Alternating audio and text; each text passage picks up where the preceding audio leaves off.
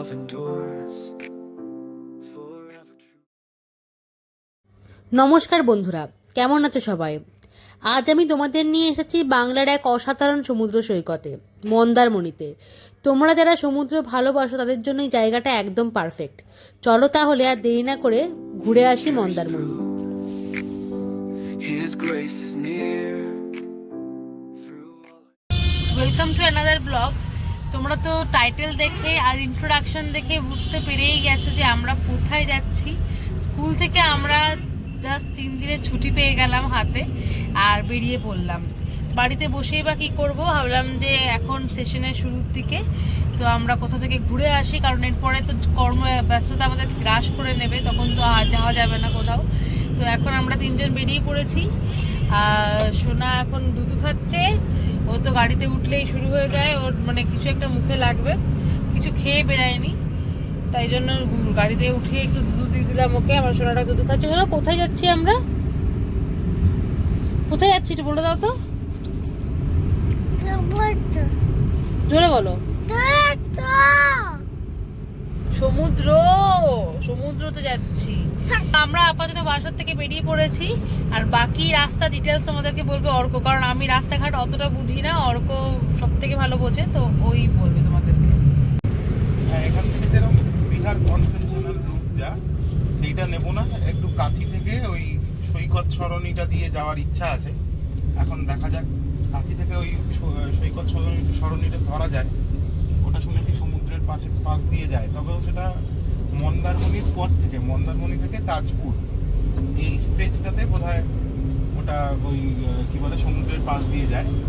যাই হোক, ওখানটা রোডটা অনেক বেশি সিনিক, ওই কি বলে সৈকত সরণি, মানে কনভেনশনাল যে রুটটা কাঁথি থেকে, কাঁথি বাইপাস থেকে ডান দিকে নিতে হয়, ওটা কাঁথি বাইপাসটা পার করার পর অল্প একটু বাঁদিকে গিয়ে, মানে কাঁথির শহরের দিকে গিয়ে ডান দিকে একটা রোড ঢুকে যাচ্ছে, ওই রোডটা নেওয়ার ইচ্ছা আছে। এখন দেখা যাক এরকম কি পরিস্থিতি থাকে ওদিকে, সেই বুঝে ওই রোডটা নেব। আর কত টোল রিচার্জ করেছিস?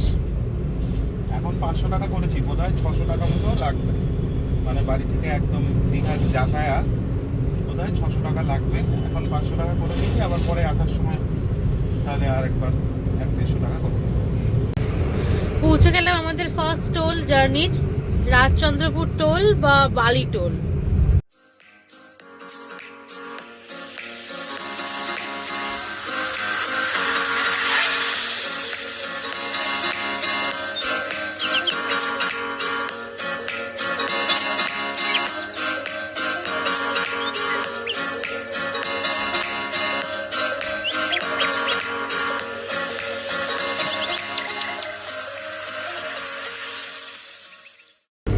আমরা প্রতিবার যখন এই রাস্তা দিয়ে যাই কোথাও, তখন আমরা দিল্লি রোডটা কানেক্ট করি, কিন্তু এবার আমরা যাচ্ছি, এবার আমরা মুম্বাই রোডটা কানেক্ট করব। ডান দিকে চলে গেল দিল্লি রোড, এটা আমরা গেলাম না, আমরা চলে গেলাম বাঁ দিকটা দিয়ে।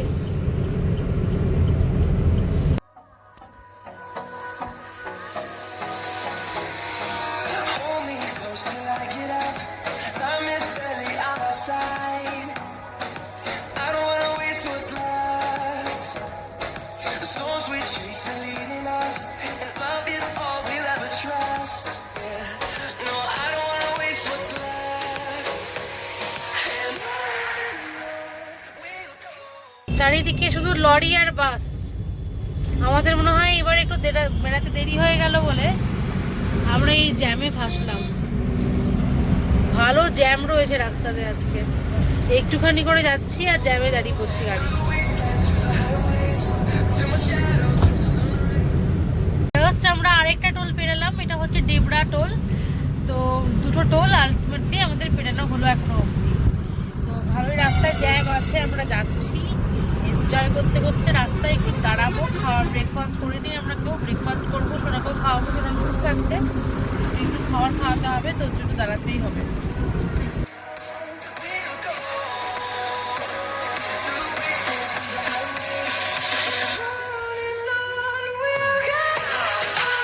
কোলাঘাট পৌঁছে গেছি, দাঁড়িয়েছি একটা জায়গাতে, এই রেস্টুরেন্টটাতে, এখানে দাঁড়ালাম। এখানে ব্রেকফাস্ট করে নেব সকালে, আর সোনাকেও খাইয়ে নেব। রেস্টুরেন্টের অ্যাকোরিয়াম দেখে আমার সোনা একদম খুশ। কত ফিশ, তাই না মা?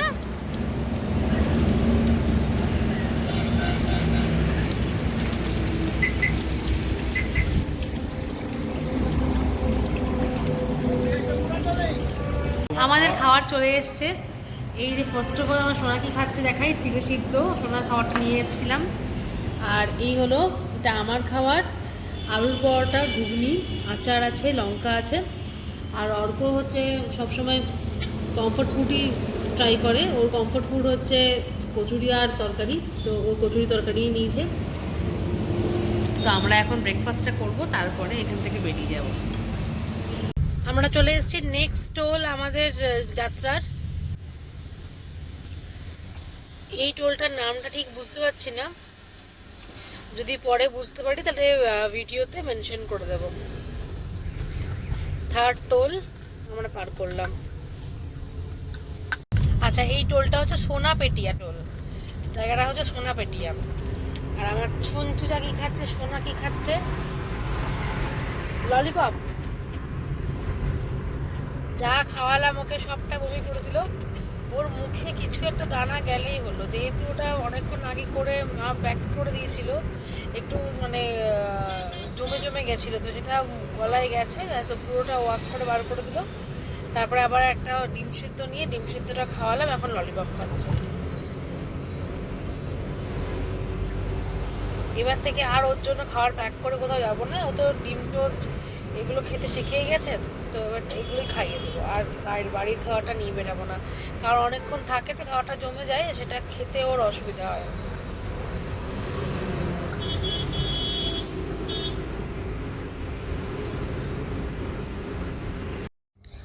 আমরা এগিয়ে চলেছি সমুদ্র সৈকতের দিকে। প্রচণ্ড ভালো লাগছে, দারুণ মজা হচ্ছে, যাওয়ার এই জার্নিটা আমরা খুব ভালো এনজয় করছি। তাই জন্য মাঝে মাঝে দাঁড়িয়ে দাঁড়িয়ে চলেছি, একদম একটানা যাচ্ছি না, মাঝে মাঝে দাঁড়িয়ে নিচ্ছি, ফটো ক্লিক করছি, তারপরে আবারও এগিয়ে যাচ্ছি। তো নন্দকুমার পার হওয়ার পর থেকে চারিদিকে দৃশ্যপট কিন্তু পাল্টে গেছে। ডাব বিক্রি হচ্ছে, আর আমার সোনা ডাব খেতে খুব ভালোবাসে, তাই জন্য আমরা ডাব খাওয়ার জন্য দাঁড়িয়েছি। ডাবটা খেয়ে আর 1 ঘন্টা মনে হয় যেতে হবে, আর 1 ঘন্টা টাইম লাগবে। ডাব খেয়ে আমরা রওনা করে দেবো।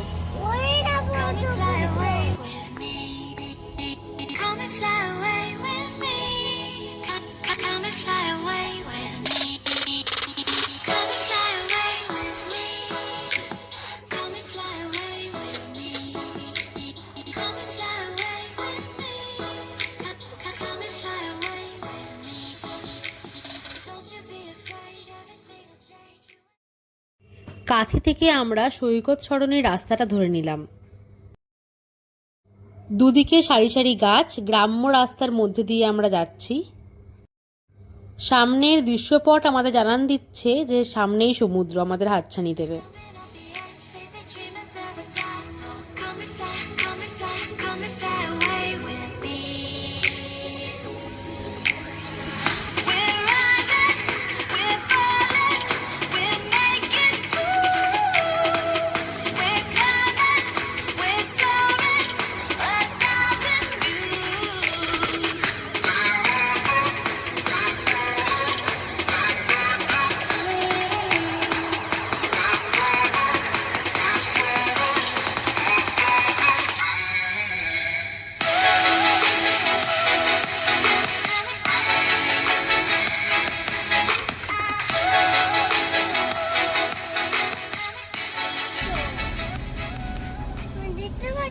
আচ্ছা, যখন সমুদ্র কাছে চলে আসবে তখন তুমি দেখতে পাবে, ঠিক আছে?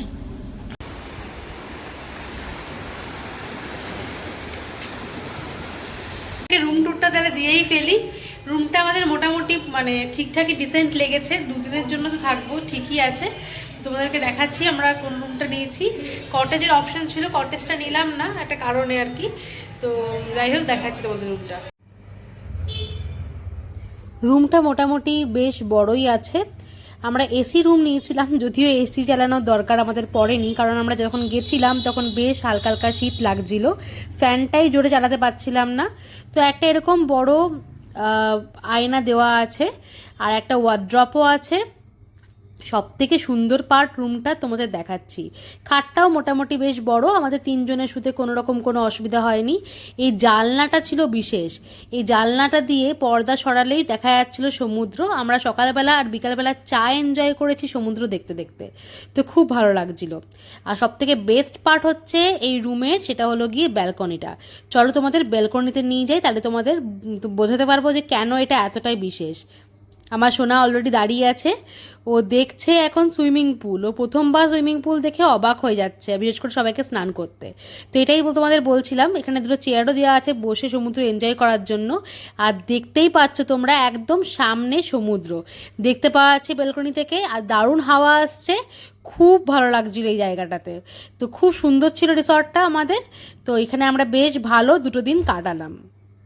হোটেলটা খুব সুন্দর। তো এখন আমার আর ভালো লাগছে না, আমি যাব একটু আমার সোনাকে আমি সুইমিং পুলে নামাবো। কোনোদিনও নামাইনি, এই প্রথমবার ও এসেই সুইমিং পুলে যেতে চাইছিলো, তো সুইমিং পুলে নামাবো। তো এখন ওকে ড্রেসটা চেঞ্জ করায় যাই। আজকের ব্লগটা এখানে শেষ করছি, এই পরের ব্লগটা এই জাস্ট এর পর থেকে স্টার্ট করবো। তো টাটা, এই ব্লগটার জন্য জাস্ট এইটুকুই।